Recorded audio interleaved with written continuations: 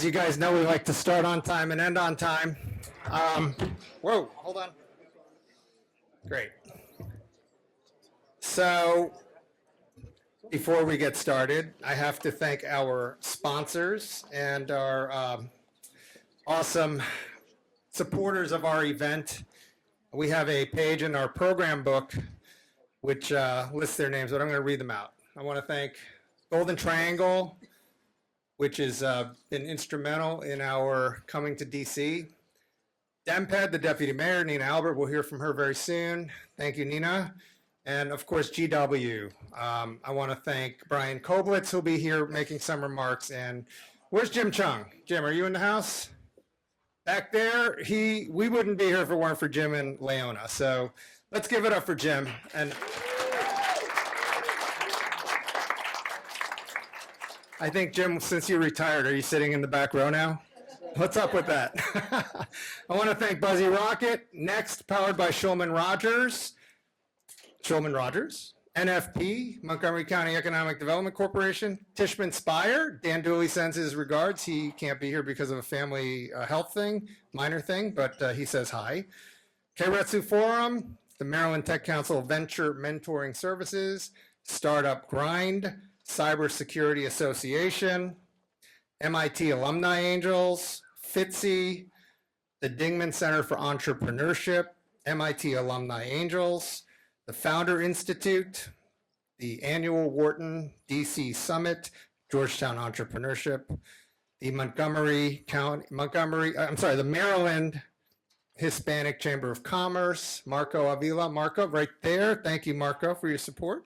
Entrepreneurs Organization, MTech, Enterprise Transformation Solutions. Inez, are you here? Thank you for preparing a lot of our presenters today.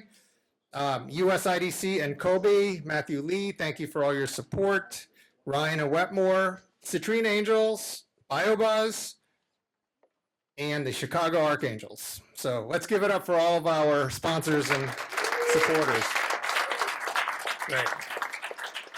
So to kick things off, I want to introduce someone who does not need any introduction. It's our wonderful Deputy Mayor of DC, Nina Albert, who has done so much to support innovation and entrepreneurship in the district, and also is now supporting investment in the district. I don't know how many of you know that the district has an actual fund now that they're deploying into other fund managers. So any fund managers in the room, Deborah, Mike, you got to talk to Nina and her colleagues.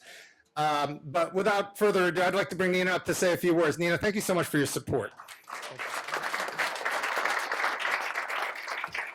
So Chen knows I had, my people's schedules are complicated and packed these days. And I had a choice of coming here or doing something else that was much less interesting. And I was like, this is where I want to be. I need to be filled with that energy and the outlook for the future. And that's where we are. So I just want to open up today. First of all, thank you, Chen, for inviting me, and welcome and good morning to everybody that's here in the room. But DC is a safe place. DC is a beautiful city, and we are open for business. And September is always what kicks off our new year. And I just could not be more excited personally to be here and have you guys kick off this great event. So thank you all for participating. I do want to, I'm going to talk a little bit about like who we are as a city and kind of where we're going. I think it really matters that while you all connect together, like what are the opportunities that the district is driving toward? I think that helps kind of set the stage. So number one, who we are. We are still, by Site Selection Magazine, the #1 tech hub in the country. We are, by all accounts, one of the top talent for tech communities. 12,000 graduates from universities across the region that are qualified in tech, STEM, and other kinds of innovation-related jobs, or humans. And as we think about what's going on in this moment, our total focus is on retaining the talent that we currently have. And so you will start to see over the next quarter a very, and something that hasn't happened in a long time, a regional approach to retaining tech talent, all talent in this region. And so what's coming up, our focus on diversifying and our economy has never been more acute.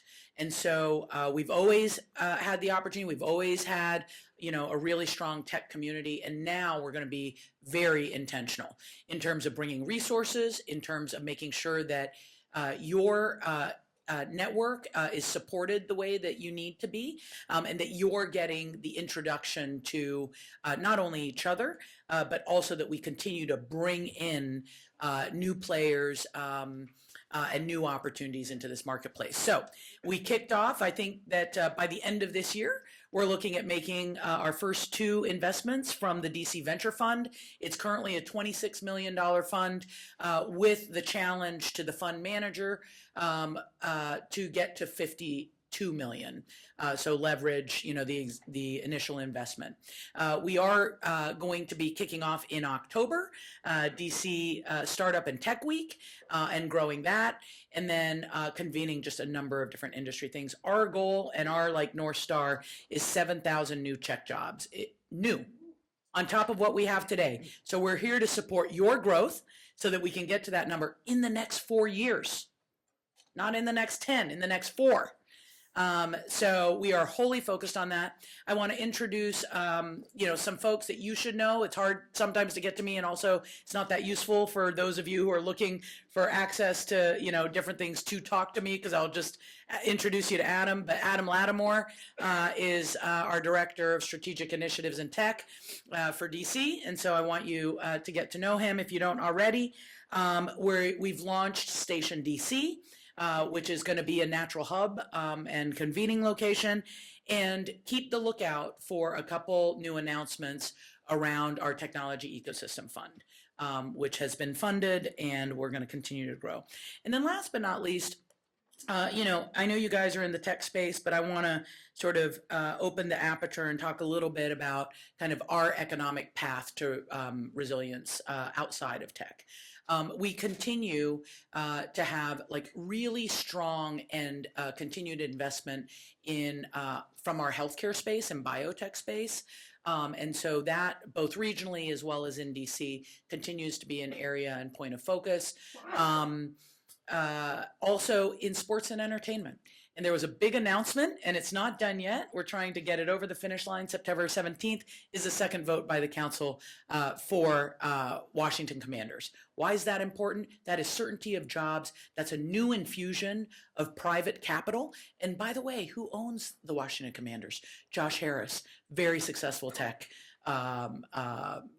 entrepreneur and leader. So if you think about the ecosystem that sports brings, from Ted Leonsis, who started his career in tech, now to Josh Harris, the two are intertwined, actually, in a way that maybe we don't naturally think about. So we're going to be growing that industry as well as entertainment.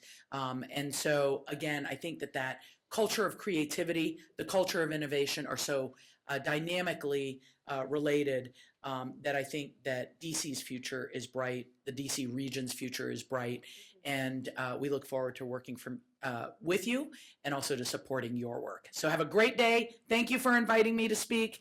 I'm just excited to hear what good ideas come out of today. All right, thank you. Have a great day. Thank you, Nina. Thank you so much for your leadership, too. It's always refreshing to see such a dynamo, leading sort of the space that we love, the innovation and entrepreneurship space. So thank you for your leadership. Next up is our other sponsor, Brian Koblitz. He's the Executive Director of Tech Commercialization for George Washington University. Brian has been a longtime supporter of CONNECTpreneur. Many of his alumni companies have presented and gotten funded here. So, Brian, thank you so much for your support. If you could come up and say a few words. Thank you. Good morning, and congratulations on organizing another outstanding CONNECTpreneur event. The George Washington University and our Technology Commercialization Office are proud to sponsor today's gathering. We're not just preparing a new generation of innovators, we're actively cultivating DC's innovation ecosystem, strengthening our downtown business core through collaboration between industry, academic, and governmental partners. This synergy is crucial for driving progress, solving complex challenges, and shaping the future across industries and society. As you can see by the energy here today, innovation and entrepreneurship are thriving in the nation's capital. GW is a hotbed of cutting-edge research, consistently providing breakthroughs that can solve critical industry problems. This year, GW became a founding institutional member of the American Association for the Advancement of Science, underscoring our commitment to leading-edge discovery. Beyond research and education, GW is a vital hub for high-tech equipment and expertise, offering services directly to industry. Consider just a few examples. Our nanofabrication and imaging center is equipped for manufacturing semiconductors. Our GMP cellular processing and manufacturing facility is at the forefront of cell and gene therapy production. The GW Trustworthy AI Initiative offers a corporate membership program designed to facilitate shared events, joint research projects, workforce development programs, and talent recruitment with industry partners. We understand the importance of a vibrant community of innovators and investors just like all of you here, working together to take new ideas from the lab to the world. A prime example of this journey is Alexco, a company led by a GW alum whose initial research was conducted in Associate Professor Shitong Liu's GW Engineering Lab. You'll hear a pitch from Dr. Liu in today's session. Alexco is developing a cheaper, faster, and higher quality lithium extraction process. This team has not only won multiple new venture competitions, but also secured $850,000 from the Department of Energy Geothermal Lithium Extraction Prize Competition. Alexco perfectly illustrates the innovative teams that benefit from the mentorship of GW's Office of Innovation and Entrepreneurship and the strategic intellectual property management provided by our Technology Commercialization Office. For entrepreneurs and investors in this room, here's why GW should be on your radar. We're proud to cultivate technologies with strong product market fit that are ready for entrepreneurs to license. In fact, in the last year alone, our TCO provided over $400,000 to validate promising inventions, helping to de-risk these innovations for commercial partners like you. We invite you to engage with our innovative community. This spring, our TCO will host our innovation competition where we showcase inventions with significant commercial potential. This is a tremendous opportunity to meet some of our most innovative faculty and see their discoveries firsthand. GW also hosts one of the country's largest student pitch competitions, the New Venture Competition. So please reach out to our Office of Innovation and Entrepreneurship if you're interested in mentoring a team.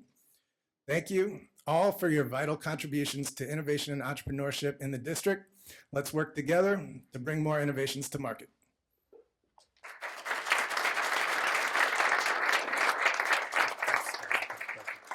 Thank you so much, Brian. I also want to shout out Bob Smith, who runs the Office of Innovation and Entrepreneurship, who's Jim's successor. Okay, next up, we have a change in the batting order. I'd like to bring up George Thomas. I think George is the president and CEO of Connected DMV. And next week, they have the Quantum World Congress. I think it's the 4th annual. Is anyone familiar with the Quantum World Congress? Yeah, all right. It's in Tyson's Corner, and I'm pleased to be the co-MC of the pitch competition. So please come on out. It's amazing. If you want to see what's really cutting edge, I think what George and his team have done has just been amazing. And also, George, if you could say a few words about your space conference as well. Space is something that is at the forefront right now of everybody's mind. And it's just amazing what you guys have done with truly cutting edge technology. So please come up and say a few words. And Mike, can you cue up some slides? Okay, great. Thank you, Tian. It's just amazing to be in this space again. Thank you, Nina, for inspiring words. I'm going to tack on to what the Deputy Mayor said with what we are doing. So if you look at Greater Washington as a region, what we call the DMV, there are about 6.5 million people. We have an economy of about $600 billion. If we were a standalone country, we would be 23rd largest in the world, just above Sweden. Just think about that, right?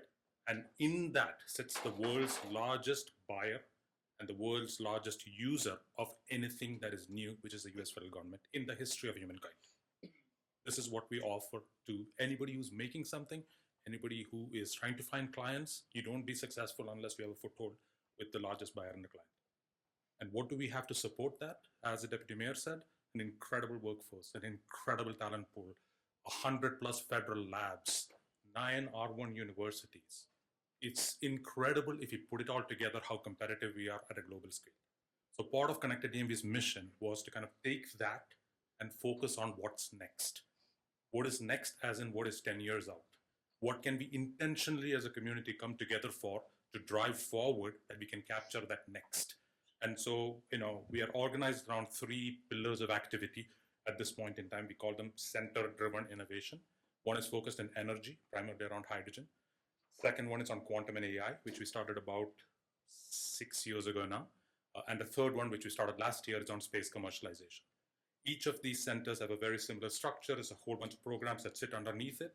In the case of quantum and in the case of space, we also now run a parallel event to kind of bring the world together because one doesn't quite exist in the structure that we want.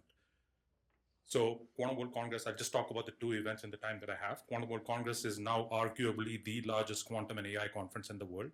We're expecting 1,000+ of our closest friends, delegations from 33 countries. This is pictures from 2024. The one picture I will point out is this. That is Wilhelm Bohr, Niels Bohr's grandson, who flew over from Denmark with pictures of his grandfather, Nobel Prize winner, and his father, a Nobel Prize winner, with Einstein and Schrodinger at their kitchen table, which they still live in, for the beginnings of 100 years ago of what became quantum physics today and quantum mechanics today. So that's what we bring together every year to do it. As Tian said, thank you for the support. And CONNECTpreneur and Next host and MC the still today the largest pitch competition in the startup place. The winners from the first year have gone to Series B.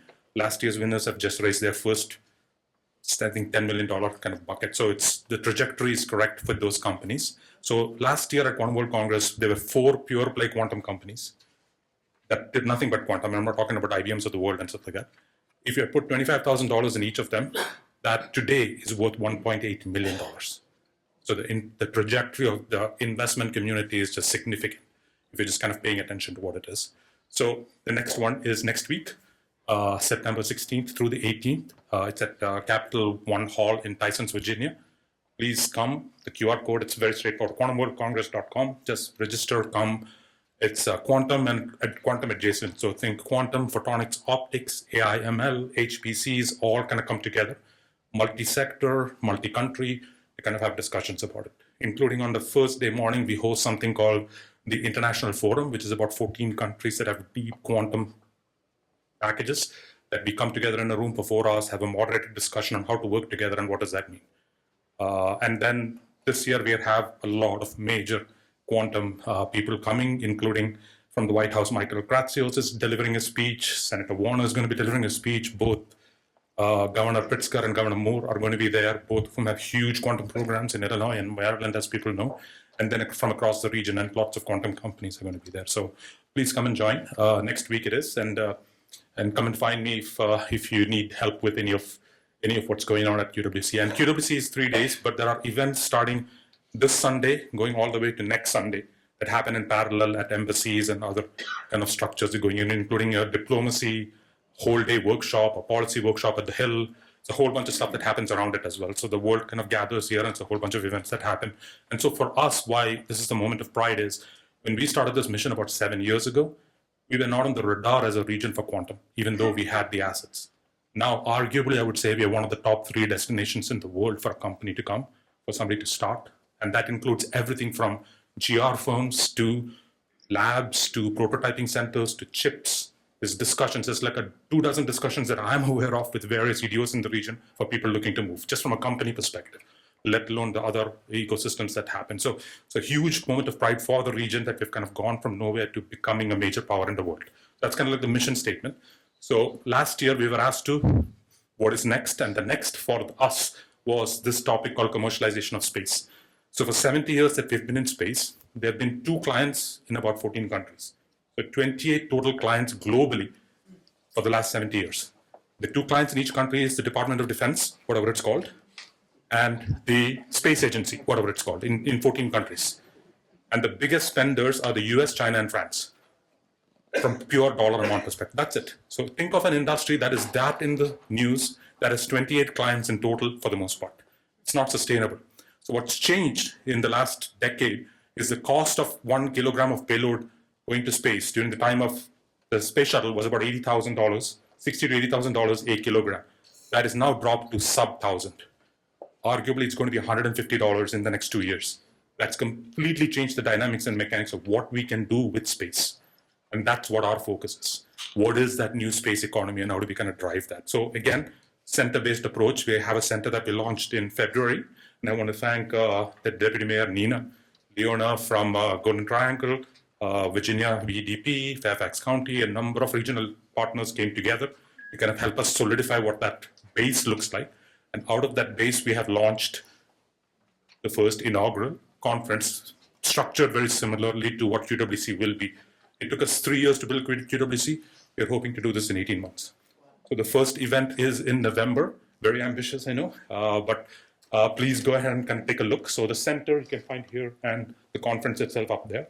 So our ambition is very, very aggressive for what we are trying to do. Our local competition is Colorado, Texas, Florida, and California. Much bigger, have been there traditionally for a long time, but they're focused on 2 things, launch and SAT. We're focused on everything else. So if you think of them as the truckers, we are focused on what's going on the truck. We're focused on who is producing and who's going to use the stuff on the truck. We're not focused on the trucks. So that's the difference on why we have. And we have a huge advantage in that space. We're the only region in the world that has 4 NASA centers. And I'm talking expansively. So it's Wallops, Langley, Goddard, and HQ. You take the number of DoD. We have all 5 of the largest A&D firms headquartered here, with Boeing moving here. So we have a significant economy that's concentrated here that we can take advantage of to kind of expand the resources that come. So they don't land in the other 4 spaces, they come here. It's kind of like the mission statement. So please pay attention to Space Next. This is our next big thing. So it's 8 weeks after QWC. We have set ourselves an easy target, but we're very confident with regard to what this is going to look like. Year 1 is going to be smaller, and then we're going to expand as we go forward is really the idea. So in a nutshell, that's what we are about. Please engage with us. All our partners, this is a tremendous opportunity, I think, for the region to kind of capture what nobody has yet captured, so it doesn't pass us by and go to other parts of the world or other parts of the country, that we can kind of land it here. Because we have the assets, we have the networks, we have the people, we have the expertise. It's just a question of being intentional about what we do. Thank you.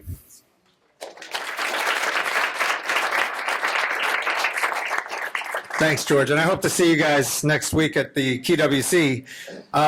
Also, I want to make a note that in the program book itself, there's some QR codes for our next events. We have events, we have a virtual event free later on this month, and we have an investor-only virtual event in October, and then our next in-person event at Johns Hopkins Carey Business School on November 18th. And then we're back in Northern Virginia on December 15th. Before I bring up the next speakers, I want to introduce you to Richie Brandenburg. I think many of you guys know that. Richie, are you in the house? Where's Richie? Oh, hey, Richie, come on up. Richie's the brainchild and owner of Unfold Hospitality, which is responsible for this beautiful development here that Tishman Speyer has done. And he's also in charge of the catering for the upstairs restaurants as well as outside catering, but first class. Many of you Washingtonians know who Richie is and you know about the great work he's done, but thank you for all your help and please say a few words. Thank you guys all for coming. We super love this event here. Love what Ian's doing with all these entrepreneurs and everyone coming to support him. Really means a lot.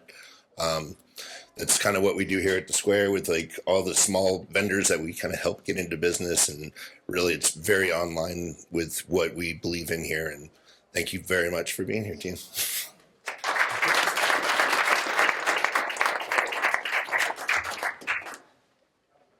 Thank you, Richie. Thanks for everything, by the way. And the food is great, by the way. Thank you.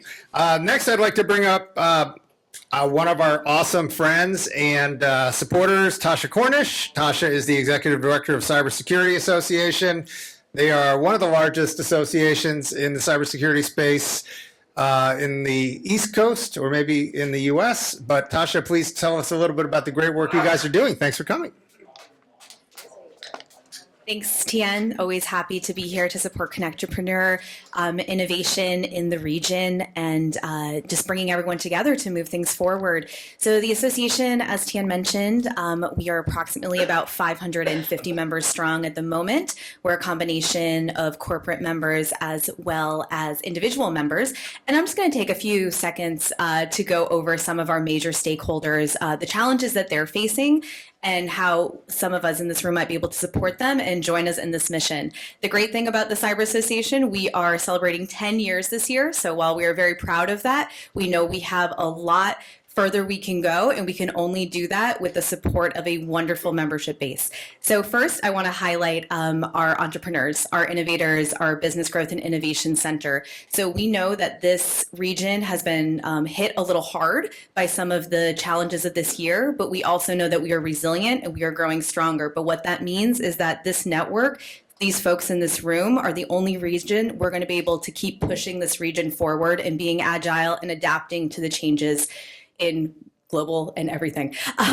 So we have a very exciting event next week that we're partnering with, and I see John here right now. He'll be there at DMV Rising.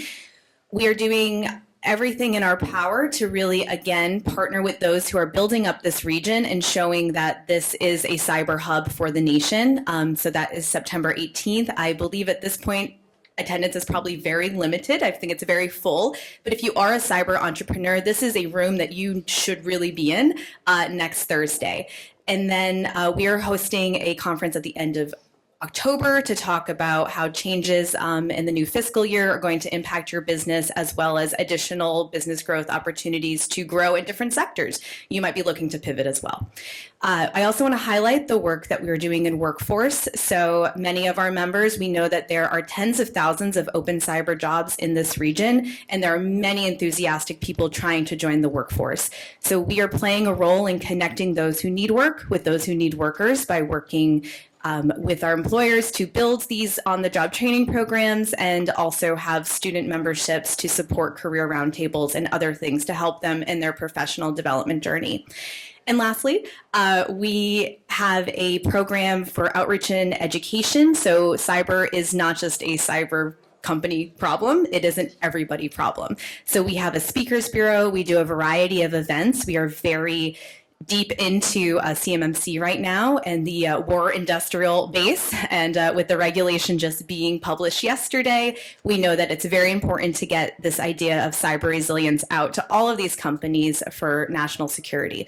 So if you are interested in any of those things, or just growing the cyber community with us in this region, please join us. And thank you again, Tien, so much for these events and everything you do to bring the community together. Thank you so much, Tasha. And if any of you have not been to any of the Cybersecurity Association events, you got to check it out. You'll be here most of the day? Great. All right, next up, I'd like to bring Gooch Ozensi, who's the Managing Director of the Founder Institute here in DC. I'm a proud mentor for many years, Founder Institute, great organization. He helps early stage companies, two guys in a garage or two gals in a garage or idea. But recently, Gooch has taken on another job, which is to support the Penn West District here, which is where we're located. And GW is a big part of it. The Golden Triangle bid is a big part of it. And obviously the deputy mayor too. But Gooch, come on up and tell us what you're doing, man. Good to see you. Thanks. See you. Thanks for having me. I'm proud to be here with all the visionary leaders and supporting the ecosystem. So DC is a great place. It's definitely a great, so vibrant tech hub. So I'm with the Founder Institute, managing director of this chapter. So it is the world's largest network of early stage accelerators all around the world. So we're in 100 countries, and I'm happy to be announcing the Penn West Accelerator powered by Founder Institute this fall. So we're kicking off in October 27th. And as Tien said, we're trying to flourish the ecosystem, attract the most promising startups from all around the world, actually, across the nation, and international startups are welcome too, for this in-person accelerator this fall, supported by DEMPED and Golden Triangle.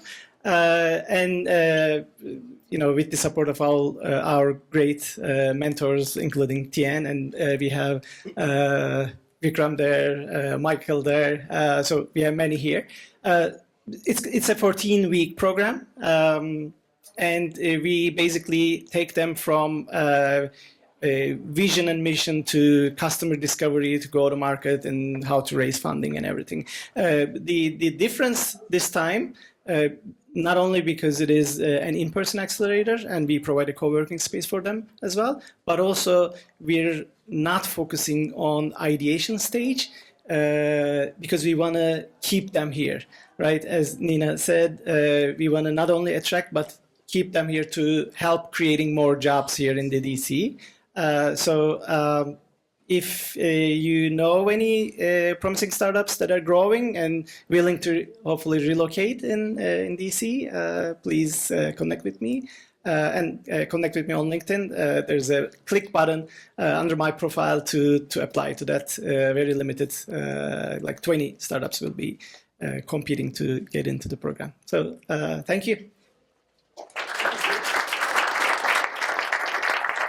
Thank you, Gooch. And we have 6 presenting companies today, so we'll start as soon as we hear from our final speaker. Darius, are you here? Darius Clare, who is the Director of Programs for DC Startup and Tech Week, which is one of the nation's top technology festivals. It's a week-long, they're in their 10th year. This is a week-long, basically celebration of entrepreneurship, startups, creativity. And again, I think the theme today is that the district is alive and well.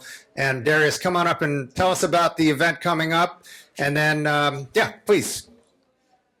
Thank you, Darius. All right. Good morning, everyone. Really excited to be here. Really appreciate you guys having me, Tien, Elizabeth for making the ask as well. But really excited to be here before you.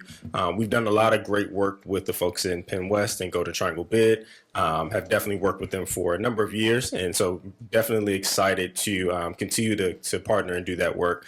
This year, we've actually started a new series called Startup Your Mornings. And so we've been more intentional about supporting founders who might be a little bit further along in their journey. And so how can we curate and deliver more dedicated content to them? And so we've been able to partner with Golden Triangle Bid, Workbox, the Workbox co-working space to be able to lead those series. We'll do our last series Friday of this month. Aside from that, the week itself is really a robust week. And so for those who haven't joined us for DC Startup and Tech Week, we'd love to have you all join us again this year, or at least join us for the first time this year. And then all of those who have attended before, we'd love to have you back. But the week is a really robust week. And so we'll do 5 days of content. We'll be at 5 different venues throughout the week. But really excited to be here on Wednesday during that week. And so the week will be October 20th through the 24th. And so we'll do over 150 content sessions, hundreds of different speakers that'll come through throughout the day. If anyone who you think could be there, I would, they'll definitely be there in terms of mentors, investors, founders across every stage. You'll see entrepreneurs, you see early stage entrepreneurs, small businesses, consultants, service providers. So we're really the largest convener of folks in the startup ecosystem, in the venture ecosystem on the East Coast. And so we're really proud about that. One of the things I would also like to highlight is just the amazing work that's going on here in the Golden Triangle area. There's so much innovation happening. There's so much space. There's tons of resources. And I know that the team is doing their job to deliver those resources, but also figure out ways to be able to attract more and more entrepreneurs to the neighborhood so that we can support them and we can do the work that they so desperately need. Aside from that, I would love to just extend a promo code to everybody who wants to join for DC Startup and Tech Week. And so we'll do a CONNECTpreneur 20% off promo code. So it'll simply be CONNECTpreneur 20 off. You can use that to grab your tickets for DC Startup and Tech Week. The last thing I'll plug is that we're also supporting another large event, Google Dev Fest. And so we're making its return. It was here, I want to say in 2019, but we're bringing that back again this year. And so we'll do that at GMU's campus at their new Fuse building on October 3rd. And so the largest developer conference here in DC. So you'll see over 800, 900 developers, folks building in that space. And so this year's theme will be around AI conveniently. But we'd love to have all of you folks join us as well. Or if you know someone who's in that space, we'd love to have them out as well. You can use that same promo code to secure your tickets for that. If anybody has questions about being a partner or sponsor of the week for DC Startup and Tech Week, looking to speak, I'm the person to connect with, but would love to continue to see all of these amazing and powerful faces in the room. But again, we'll be here during the week of October 20th through the 24th. On that Wednesday, and we'll do a large expo. We'll do tons of different, content pieces, and some of them will happen in this room. So thank you again for having me, T, and I really appreciate you. And that's it. Thank you. Thanks so much, Darius. And the code is CONNECTpreneur. What is it? 20 off. CONNECTpreneur 20 off is the code for 20% off. And hope to see you guys there. It'll be amazing. All right, we're going to start our pitches. We have 6 presenting companies and 4.5 minutes. We have Bay up here who's got the time cards. We have the space until noon, so feel free to network after the presenters go. And the presenters all have tables in the back. I think you'll be very impressed with this group of presenters. Amazing group. I'd like to bring up now Sarah Clasper, who's an associate attorney with the law firm of Next, powered by Shulman Rogers, and her co-founder and chair, Anthony Millen. Anthony, please wave your hand. Anthony and I have a podcast called The Monthly Blend, so check that out. We have interviewed a lot of leaders in this DMV ecosystem, and Anthony will also be one of the sponsors and key speakers at DC Startup and Tech Week. Next, powered by Shulman Rogers, is a longstanding sponsor and supporter of CONNECTpreneur. We love you guys. Thank you for everything you've done. And Next also supports, I would say, several dozen CONNECTpreneur alumni, and they do a great job. Why? Because they provide top drawer legal services on a fixed price basis, which allows early stage companies like you guys to manage your legal costs. And they're not, putting you down with some junior level attorney. They're actually having senior attorneys doing the work. They have also been a finalist or winner of no fewer than 6 award programs from Legal Times and Legal Times and a couple of So as Startup Law Firm of the Year, most innovative law firm in the country, going up against some of the big law players that everyone knows. Anyway, Sarah's going to introduce our 6 presenters, and if you have any needs for legal, please talk to Sarah or Anthony. Sarah, thank you for everything.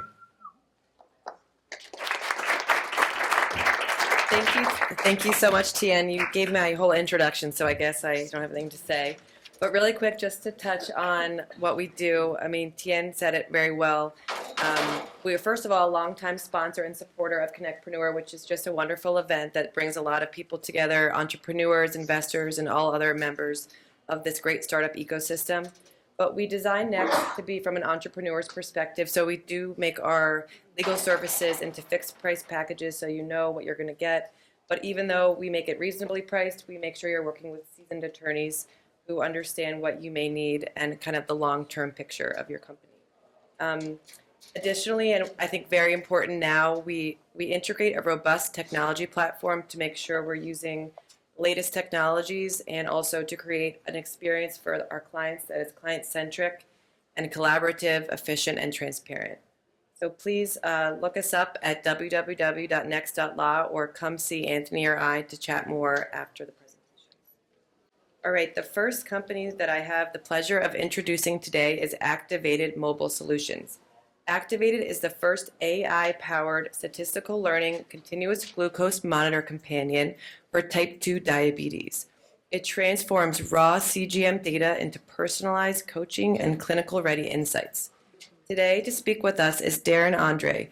Darren leverages his expertise in product management, AI systems innovation, and cloud-based solutions as an AWS partner and will lead Activated to success. Please welcome Darren Andre, CEO.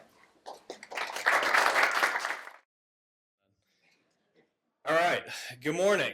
My name is Darren Andre, founder and CEO of Activated Mobile Solutions. Today I'm going to present to you in the world for the first time, Matilda One. Matilda is an AI-driven telehealth platform for patients with type 2 diabetes. It is currently patent pending under a provisional application. This one. Okay, by 2045, 783 million adults will suffer from type 2 diabetes. Current continuous glucose monitors overwhelm patients with charts and numbers, but no context. Doctors spend hours sorting through data. Coaching is generic and impersonal at best, and in short, CGMs track, but they do not explain. This is leaving patients and providers frustrated. Matilda One closes that gap. It provides daily coaching, it's context aware, and allows patients and doctors to communicate simply. It's just locked on me.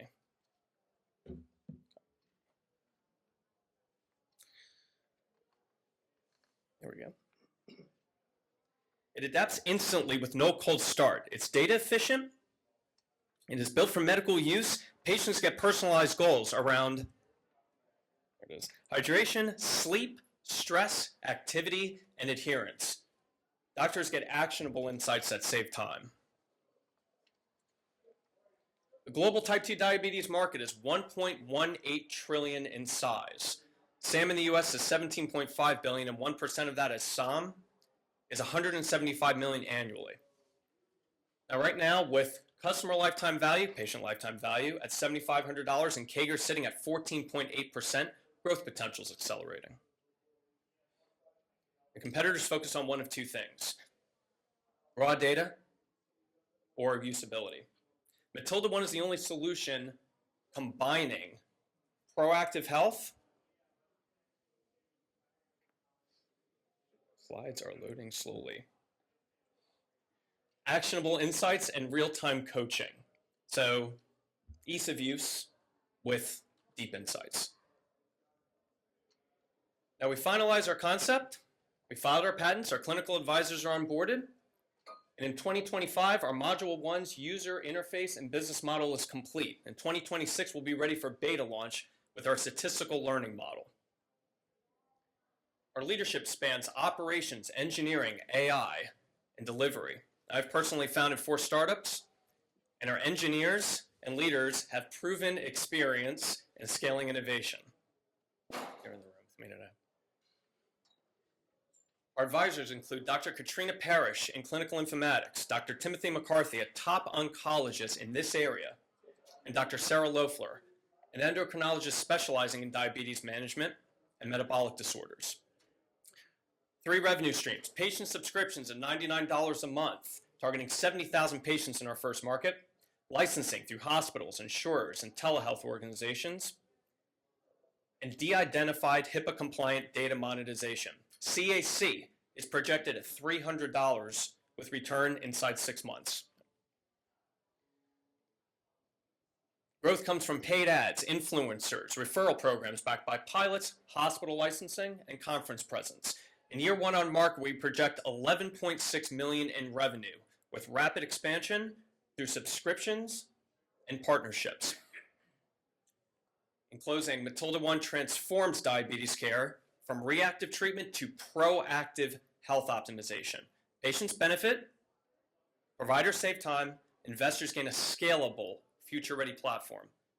Please see us at the table if you have any questions, and thank you for your time. Darren. Next today we have ARC Medical. ARC Medical is a clinical stage medical device company focused on developing innovative liquid barrier therapies to prevent internal adhesions from surgery. CEO Dr. Chris Springate brings over 25 years of experience leading the development and commercialization of medical devices and combination products, and he is well equipped to lead ARC Medical to the next level. Please welcome Dr. Chris Springate. Good morning. Thanks, Sarah, for that kind introduction. At ARC Medical, we are significantly improving surgical patient outcomes by preventing internal adhesions. The most common surgical complication today are these internal adhesions, which are abnormal fibrous growths that form inside the body following common surgical procedures. 31% or more of gynecological and abdominal surgeries and 5% or more of knee and shoulder surgeries result in surgical adhesions. Meet Jane. She is a woman in her 30s, active athlete, underwent a common ACL knee repair. She was stuck at 95 degrees bend, couldn't safely walk up and down stairs following the surgery due to surgical adhesions. For the abdominal gynecological market, it's dominated by post-it note-sized films, which cover just a tiny fraction of the abdominal pelvic surface area. We're focused on large markets. We are targeting annual sales of $1.1 billion after 5 years of launch. ARC's liquid medical devices, IP Coat and Joe Coat, prevent the formation of gynecological and abdominal and knee and shoulder surgical adhesions. As liquids, these products are easily applied into the surgical cavity in less than 2 minutes. Following applications, our medical devices flow throughout the entire surgical cavity and prevent the formation of adhesions throughout that entire surgical cavity. Our product's IP Coat confers a number of competitive advantages within the gynecological and abdominal surgery space. Indirect competitors only exist for orthopedics and are comprised entirely of painful and expensive procedures to either break or cut apart the adhesions after they form. We've proven out the safety of medical devices with a large phase 1 clinical trial in 76 healthy volunteers. We've demonstrated both the efficacy and safety of our medical devices in 17 knee and shoulder reoperation patients under expanded access approvals. Jane came back, she had a reoperation, they cut apart her adhesions, she received our Joe Coat liquid medical device, she improved dramatically from 95 to over 135 degrees. She now either trail runs or rides her bike daily. We're initiating a pivotal clinical trial for approvals outside of the US and sales in gynecological endometriosis patients. We just received approvals and are recruiting patients for our knee pivotal clinical trial, again for approvals and sales outside of the US. Both these trials serve as pilots for the US. We have 5 issued patents in each of the US and Japan, all with composition of matter claims, and additional patents are pending or granted in other key territories. We're negotiating a term sheet with a large Japanese company with Japan. We expect to announce that and see an upfront payment next year. Our team's done this before. I was very fortunate to be a member of the team that designed and developed a stent that was partnered with Boston Scientific. First year sales were $2 billion. Allison Crowe was instrumental in designing and running the clinical trials that resulted in commercialization of 3 earlier generation anti-surgical adhesion medical devices. Dr. Robert Litchfield leads a team of 15 surgeon key opinion leaders, all who have recent relevant clinical trial experience. We've raised $21 million in equity, and we're proud that we've almost matched it with $18 million of non-dilutive revenues and grants. We're currently raising $5 million. As with our last financing, we expect this to be led by family offices. Use of proceeds are to fund our continuing momentum. This funding provides over 2 years of runway, expands the number of patients in our 2 current clinical trials, resulting in approvals and sales in select territories. Based on comparables, this is potentially an opportunity for a 20x return. Please come and see me after the presentations. Thank you, everybody.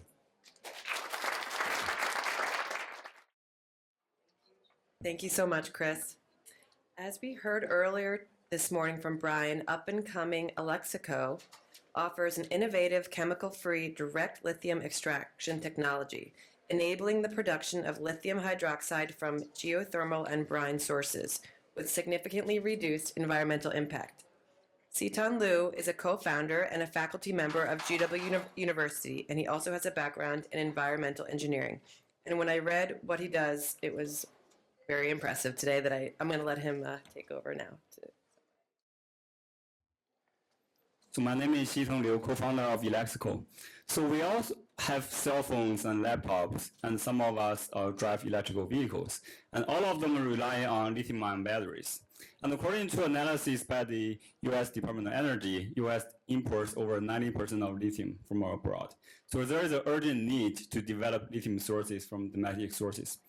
And the current lithium mining is time-consuming and is climate-dependent and also disrupt the environment. So Elasco offer a patent-pending and award-winning technology to produce lithium and can potentially transform the lithium mining industry. So let's take a look at how lithium is mined currently. So there are major three sources from the continental brines in South America and the oil, gas, wastewater, and also the hard rocks. So a lot of these mining technologies, so they have major pain points. So they are time consuming, they take 1 to 2 years because they are based on evaporation. And they also involve a lot of chemical use, resulting in a lot of waste. And they also waste a lot of precious freshwater sources. And the final, also very important one, they can only access very concentrated lithium sources. So for a lot of domestic lithium sources, they cannot work. So there is a new concept of direct lithium extraction, or called DLE. So DLE is very different from the conventional mining. So the conventional mining, the concept is we remove all the impurities and then we precipitate out lithium. But the DLE, the concept is really we pull lithium out of the complex sources, and then we can generate the materials for making batteries. So that is an entirely different concept. And DLE certainly has a potential to transform the lithium mining industry. So as we can see from the graph over there, so DLE can allow us to access a much lower grade of lithium, which is much greater quantity than the higher grade lithium. So it also has other advantages listed in this table, more environmentally friendly and higher selectivity. So our technology, as I mentioned, is patent pending. So we have a US patent application, and we were one of the 3 final winners of the US Department of Energy geothermal lithium extraction competition. And so our research was published in the top tier journals and also, of course, recognized in this competition. So our technology relies on entirely electricity-driven process. So our first step is the extraction. We will take these lithium brines and we use our selective material which can extract lithium but leave other constituents behind. And then the second step is the refining. So we also take electrical driven process and we convert lithium chloride to lithium hydroxide or carbonate, which are ready for making lithium-ion batteries. Our technology is highly modular. So right now we already have prototype in the lab scale. And then we have an R&D center in Manassas, Virginia, and we are trying to produce our first MVP prototype. And then because this is highly modular, so once we have that, we can quickly expand to these industrial scale setups. Our market, so initially we are targeting this oil and gas, wastewater, and the domestic lithium sources, geothermal brine. And then the stage 2 will be expanding to South America brines. So the phase 1, phase 2 in total about $6 billion. And our further plan includes expanding to other critical minerals. So compared to our competitors, we are the only company that can allow for electricity-driven high selectivity in both lithium extraction and mining. And I'm a co-founder, and we also have CEO, Dr. Lin-Shen Kong, and also other members, and also the advisory board. So what we ask today is we are looking for $10 million investment in the seed round funding, so allow us to build our prototype and also do pilot testing with our partner in Arkansas.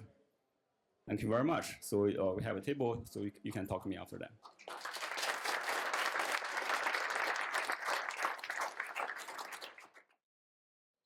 Thank you very much. Next today we have Ibex Biosciences.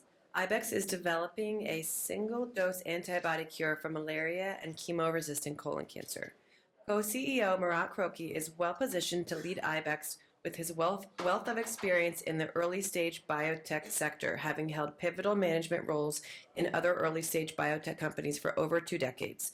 He also has contributed as an inventor of 5 patents, is a distinguished and decorated veteran, and their company is a client of Next. Thank you. Please welcome Marat Croki. So the focus of our presentation today is on our drug against chemo-resistant colon cancer. The standard of care chemotherapy works in about 65% of cases of colon cancer patients. That remains at 35%. Those patients have a recurrence. And once they have a recurrence, they have an average of 12 to 18 months of life remaining. And that amount totals 935,000 worldwide. The solution, our breakthrough antibody drug conjugate, or ADC, targets the cell surface protein, CD147, that's found in refractory colon cancer. Let's show you how the antibody drug conjugate works. The antibody is shown in pink, and it binds to the cell surface receptor. It endocytoses. That's a vesicle that's traveled into the cell, adheres to another vesicle. You'll see enzymes come out. They'll cleave the drug conjugate. Once the toxin is cleaved, it proceeds to kill the cell. So CD147 is notably upregulated in chemo-resistant cancers.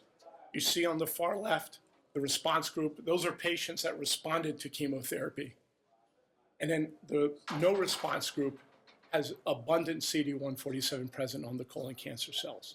And this correlates with survival, as you see a high expression as 20% survival, low expression, 80% survival. So we took the drug to the National Cancer Institute, and they tested against 7 out of 7 major colon cancer cell lines, found it to work effectively. From there, we took it into an animal model. And at 10 milligrams per kilogram, the drug was grafted into an animal. And that is the cancer cells. The HT29 is a resistant cell line. Standard of care 5-fluorouracil oxaliplatin does not have any effect on this cell line. We achieved 98 to 99% cancer cell inhibition. Then we took this into a solid tumor model. That's the same cancer that's resistant, that's grafted into an animal. And then again at 10 milligrams per kilogram, our drug was administered. And results was amazing. There was no tumor left. And you can see on the left side, the control, that's no treatment. Just to the right, in orange, that's cisplatin. That's a chemo agent. And you can see our drug subsequently. Each dot represents an animal. So no cancer, tumor left. To the right is quite fascinating. It's the body weight. This is how they measure toxicity. To the far left in black, that bar shows how much weight gain, approximately 5%. The chemo agent lost between 5 and 10% body weight. You can see ours were like on par with the control. So preclinically, we have 100% tumor elimination in vivo. You'll be hard pressed finding any publication that's done this well and have no toxicity. You can even go through the very few drugs already in the clinic against refractory colon cancer, and you won't find any result like this under HT29. The market's quite robust. It's $24 billion projected in 2028. This drug has also been tested in animals for melanoma and ovarian cancer and worked quite well. The management team. Scientific team is led by Dr. Vidal Dela Cruz, inventor of the phage display technology, contributing to the 2018 Nobel Prize in Chemistry, and also Dr. Norman Lai, who worked under famous scientists at NIH, Roscoe Brady, and their lab developed drugs that were eventually licensed to large pharma that sold in the billions of dollars. And myself and Michael, we have decades of managerial experiences in both accounting and finance. So we've raised 18 million to date and over 10 years. And our new round, as a syndicate, we're asking up to 25 million. And the money will go to covering a phase 1 human trial for 2 indications, for malaria and refractory colon cancer. And we plan to IPO or license within 4 years of closing this round. Thank you, everyone, and look forward to seeing you at our table.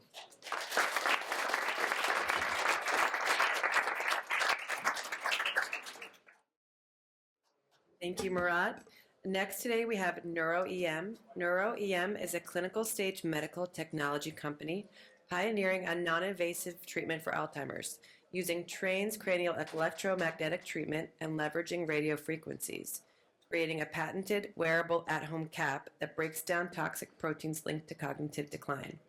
CEO Chuck Papageorgiou has over 2 decades of global business experience, and he brings a unique combination of being a visionary leader, a technology expert, and having an operations mindset. Please welcome CEO Chuck Papageorgiou. So I sold my company 3 years ago to an early AI company to Dun & Bradstreet, and I've always believed do well by doing good. So I was looking for the next thing to do, and everybody thought I was nuts, crazy, because I took on the challenge of Alzheimer's. Well, here we are 3 years later. I'm still crazy, according to my friends, but now we have a company, 10 granted patents, multiple internationals, breakthrough designation from the FDA. 3 weeks ago, a 513G determination from the FDA that we can launch a wellness product, a hell of a team, and we are going to be in market soon. That's the company, the investment, but that's not why I did it. She's why I did it. I started looking at the company and I got to meet Marty. Marty has become a dear friend. I get pictures every month from her daughter. She was diagnosed with Alzheimer's at 83. The daughter decided that this is terrible. There's nothing I can do about that. Now, she's not alone. 500,000 people get diagnosed every year. Forecast is by 2030, there will be 750,000 people diagnosed with Alzheimer's every year. When her daughter looked for treatments, there weren't many options, and there still are not. Now, you have a choice. You can get something that's highly invasive, and it works. Side effects, brain tumors, brain hemorrhage, and death. Or you can take something that's not as invasive and may or may not work. Or she ended up with our device, non-invasive, with clinical trial data that it actually works, reduces cognitive decline. So she put her in the program. Now, when Marty was diagnosed, that was the red line, was the projection of her cognitive decline. She was already on the way, and she started her treatment, and if she one of the drugs that her daughter said absolutely not, side effects too dangerous, not gonna let my mom do that, that would have been the best response she could get. A 25 to 30% reduction in decline, not stop, not reverse. This is what actually happened. Not only did we stop the decline, we reversed it. 2 years of cognitive decline reversed in a few months. Now, we tested her on a continuous basis every month to continue and get this data. She had COVID at that time, and that's why the results were terrible. Now, she just celebrated her 91st birthday. I was funny, the same day her great-granddaughter was born. And of course, we got pictures from her daughter to celebrate the event. But she's the reason that I got it. But if I only had Marty, you'd say, really? Come on, Chuck, one sample, right? Well, this is what happened with an 8-person human trial, independently done at the Bird Institute, one of the largest scientific research institutes in Alzheimer's. Exactly the same pattern. Some slow, no change for a few weeks, a sudden reversal, and a stabilization. By the way, everybody says, well, you didn't have a control group. The sham trials for Alzheimer's have a plus or minus 1%. Placebo doesn't work.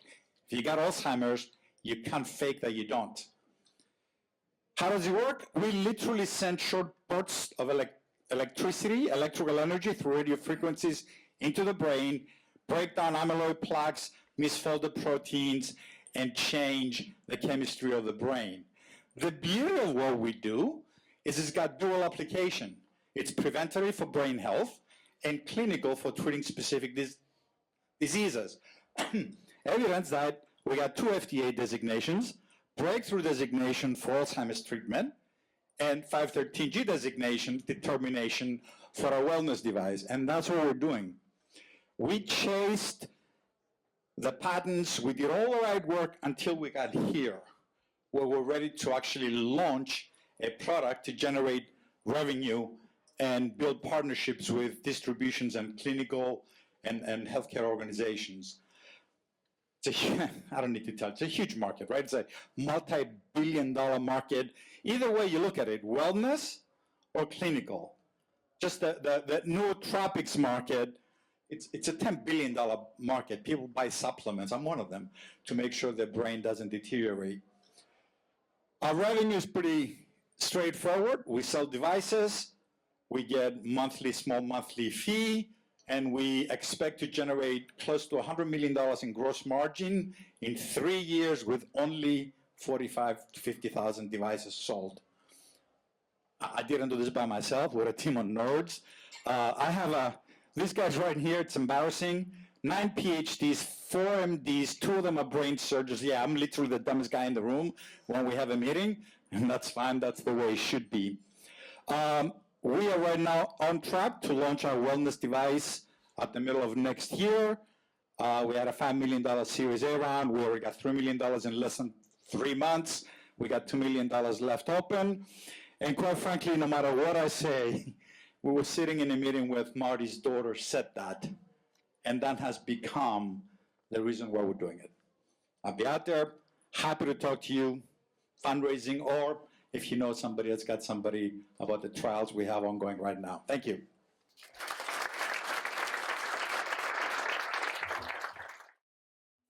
So last today, we have SurgiBox. SurgiBox develops ultra-portable, inflatable, sterile enclosures that are designed to create safe, clean surgical environments to patients anytime, any place, which will enable procedures in low-resource, disaster-stricken, or conflict environments that lack conventional operating rooms. In addition to being co-founder of SurgiBox, Dr. Mike DiDorso is also an assistant professor at the University of Washington, and he received his BA and his doctorate from Harvard after winning 2 NASA contests as a young student. Please welcome Mike DiDorso, co-founder of SurgiBox.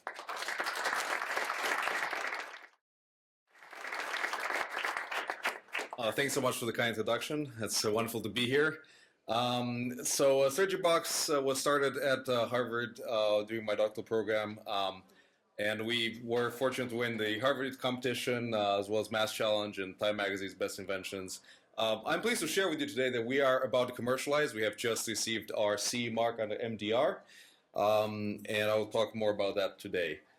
So the problem we're trying to solve is a big problem. You may not know this, but due to lack of access to safe surgical care, more people die every year than due to all cancer conditions combined. Okay? This affects about 5 billion people. And I was just in London on Monday and New York yesterday. We won the presenter award as Young Star Ventures. And we're talking about the NHS. And the NHS has a problem. More than half of the surgical staff do not have enough access to operating theaters, and that's a developed market. If you do have an emergency, you may have to wait for 72 hours for a team to get to you, which is also not good.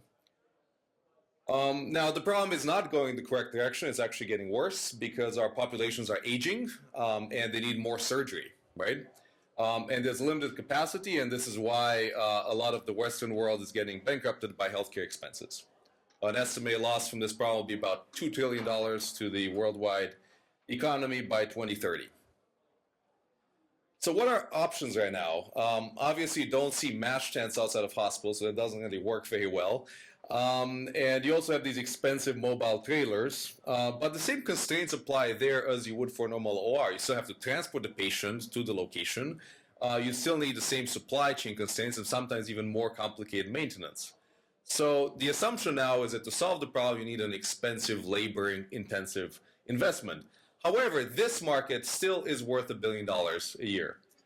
So our approach is to decentralize surgery by applying a inflatable sterile drape, which you can see at the table next to us, and miniaturizing the problem to the patient. We have 3 verticals in this market. We have non-emergency, which is ambulatory care. I'm working on getting, now since we got the EU approval, an outpatient clinic to use our product in the EU. Maternal surgery, which should help with reducing those 300,000 excess deaths a year. And defense and emergency preparedness, where we've already had 2 successes in Ukraine and in Myanmar. We have been very capital efficient, and we've been about 50-50 non-dilutive dilutive. We are venture backed as well as institutional backed. We've had over 25 issued patents, 25 across worldwide, so many countries. We have a new product under development with a large multinational strategic partner that MTech helped introduce us to, who's also a sponsor here. I'm very grateful for that. And we have 14 countries with distributor agreements so far.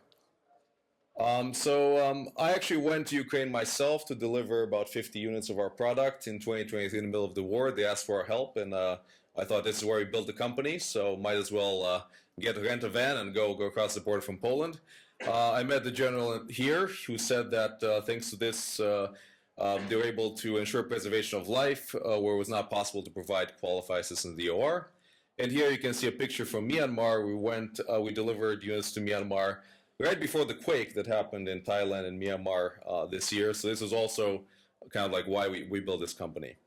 I'm very fortunate to have a team of physicians, and since I'm in DC, I'm sure you notice several of them are veterans.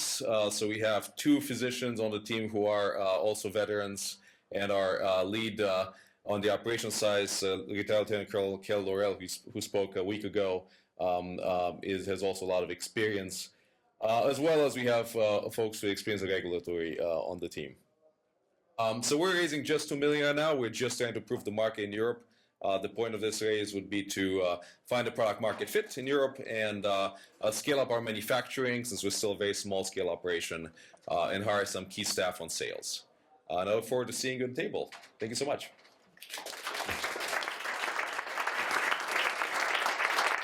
Thank you, Mike. Great job. Let's give it up for all 6 of our awesome presenters, please.